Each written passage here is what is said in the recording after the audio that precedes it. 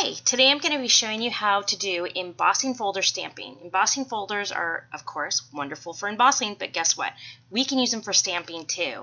So I'm going to just show you a couple that I have. This one is by Darcy. It's a really beautiful snowflake pattern.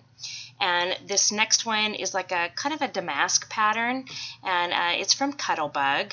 I find most of the folders comparable to Cuttlebug, Darcy, or Sizzix. They're all pretty much the same. This one here is a chevron pattern. That's really fun. And so the one we're going to be using today is the snowflake pattern, but I used distress inks for this technique. I also used my distress paint, and I did a couple samples because I want you to see how fun they can be using the different mediums. So this first one here is using the chevron pattern, and I just used the red, orange, and yellow distress inks and just misted a little bit of water on it. And the second one, same technique with the green and blue, a little bit of water. You can see this first one, you can really clearly see the letters.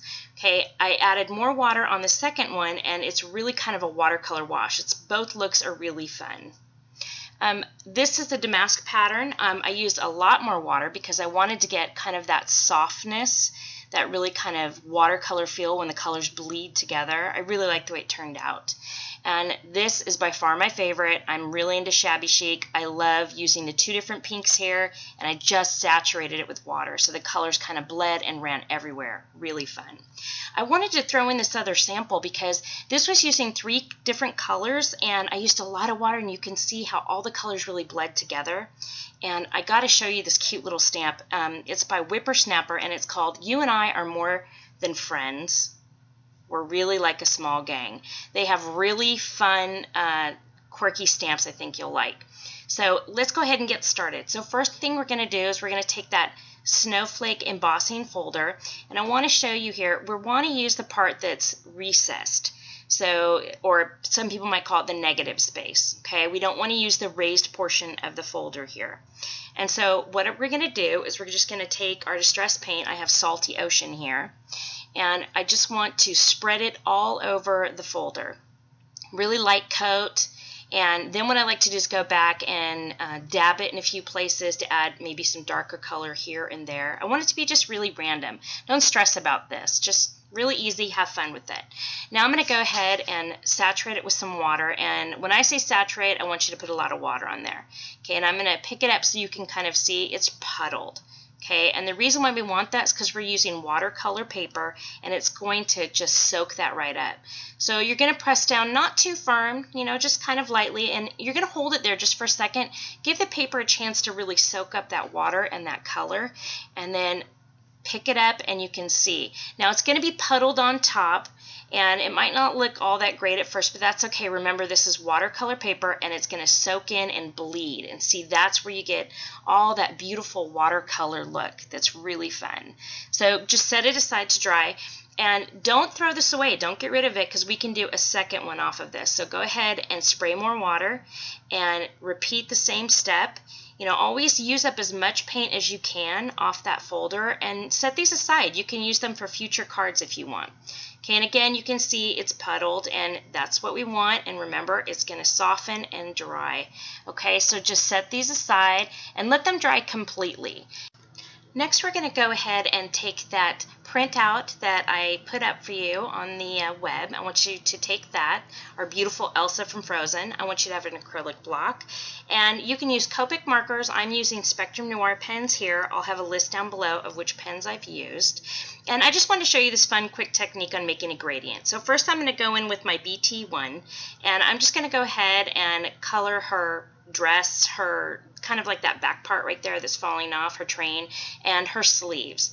And while I'm doing that, I just want to mention, you know, I have Copics, I have Spectrum Noir. I love both pens. They both have their merits. The biggest difference I see is that Copic has that really fine point nib that I really like for the really small detailed coloring.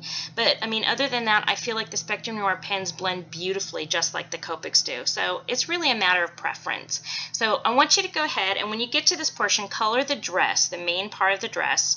And then I'm going to go ahead and take my next pen, which is IB2, and it's really darker, and I want you to color the bottom of the dress with that really dark color, and just just the bottom. Leave a tiny bit above right there, okay? And then you're going to color on your acrylic block. So I like to use the chisel in for that because it gets more ink on there. So sorry you can't see it in the video. I tried.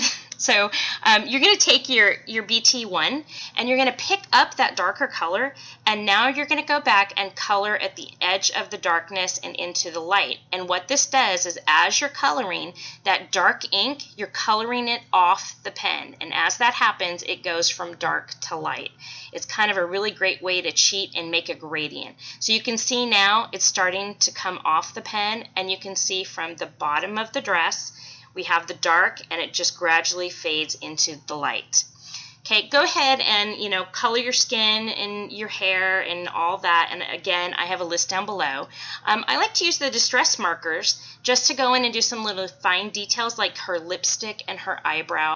Next, you'll need your Wink of Stella pen and then also clear stickles. So what this is going to do is add that frozen sparkle that we need for the card. We're going to add it to her hair and to her dress, and it's just going to be amazing. You're going to love it. The Wink of Stella pen, if you haven't used it, is awesome.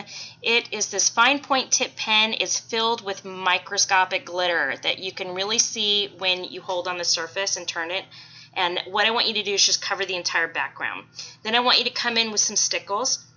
And we're going to go ahead and add that to her hair and her dress. But I just want to show you here, when you're using a printout from a computer, you want to add the stickles kind of in between the lines, because what can happen sometimes is when it dries, because it's a liquid, it will make those computer lines kind of bleed. And you don't want the black ink to bleed into your beautiful colored image. So go ahead and add the stickles in between her hair, and you want to get, in between all the little crevices. Don't worry that it's not completely filled, because when it dries, it's just really gorgeous. It sparkles, and you don't need to worry about the details. Now, when this is completely done, I'll show a close-up image of it, and you'll get to see how much sparkle it actually has. If you have never used stickles before, I highly recommend it. They're fantastic. It's a really affordable and inexpensive way to add some wow to your projects, and it just takes a tiny amount, and it dries flat, which is really fantastic. You can see how much it makes her dress just sparkle. And then if I turn it, you can kind of see all that glitter in the background, that shine. Now, once you add that to the front of your card and your stamped embossing, look at how beautiful it is. I mean, it just really sparkles, and it captures that whole kind of frozen feel. Thanks so much for joining me, and check out my blog. Next week we'll have another tutorial, and have fun. Happy crafting.